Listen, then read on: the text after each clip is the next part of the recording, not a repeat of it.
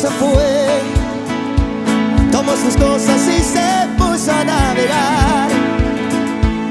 Una camisa, un pantalón vaquero y una canción. ¿Dónde irá? ¿Dónde irá?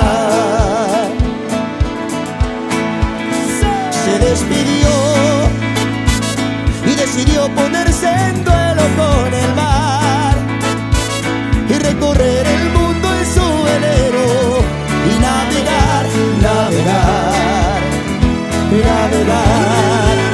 Y se marchó y a su barco le llamó libertad, y en el cielo descubrió gaviotas y pintó estelas en el mar.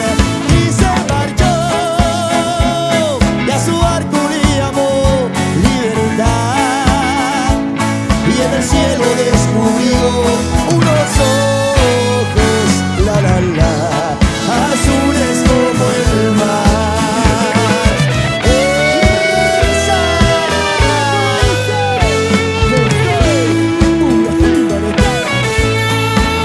Y se marchó y a su barco le llamó libertad, y en el cielo descubrió gaviotas y pintó estelas en el mar.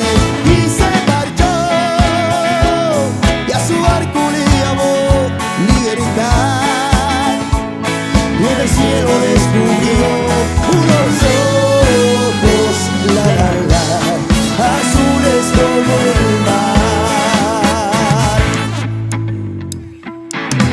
Dejaré mi tierra por fin, dejaré mis campos y me iré lejos de aquí.